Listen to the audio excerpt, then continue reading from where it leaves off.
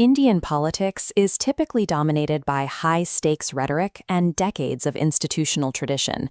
But in May 2026, the movement that forced a cabinet-level resignation began with a satirical internet meme about household pests. It started on May 15th. Chief Justice Surya Kant, while presiding over a case involving fraudulent educational credentials, referred to people with fake degrees as parasites of society and cockroaches. The remark coincided with a major scandal, a massive leak of the NEET UG exam paper. For 2 million students, many already struggling with unemployment and systemic corruption, the judge's metaphor felt like a personal indictment of an entire generation. Within 24 hours, activist Abhijit Dipke founded the Cockroach Janta party. It was a digital insurgency that utilized sharp parody to gain traction, quickly surpassing the ruling party's total follower count on Instagram. For those who felt locked out of traditional political channels, viral culture provided a way to transform frustration into a collective identity. The movement migrated from smartphone screens to the pavement of Delhi's Jantar Mantar. Thousands of students gathered at the historic protest site, turning a digital joke into a physical presence the state could no longer ignore. To maintain pressure, founder Abhijit Dipke and climate activist Sonam Wangchuk began indefinite hunger strikes. This brought a new level of national attention and high-profile support to the student-led cause. Their central demand was the resignation of Union Education Minister Dharmendra Pradhan, whom they held responsible for the persistent failure of national entrance exams. On July 25th, the demand was met.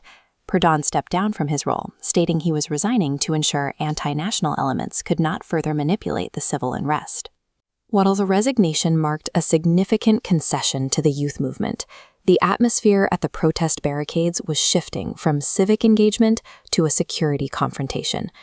Directly challenging the state itself typically triggers an immediate defensive institutional response.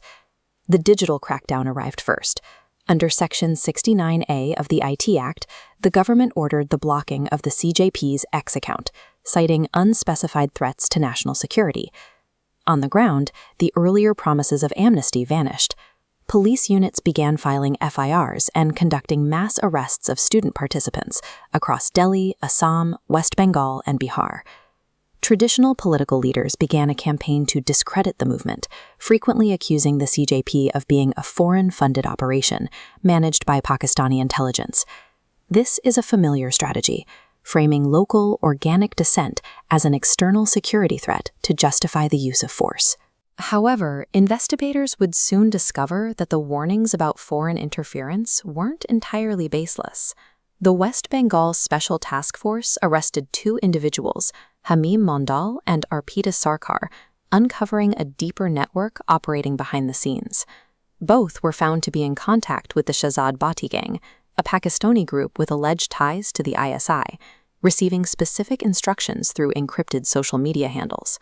Their primary objective was an assassination attempt on Bengal Chief Minister Shuvendu Adhikari after months of monitoring his movements. But there was a second target.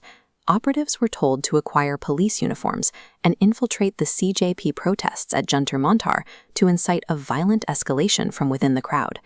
The open, decentralized structure of a youth movement provides an ideal environment for operatives to hide while attempting to destabilize a region.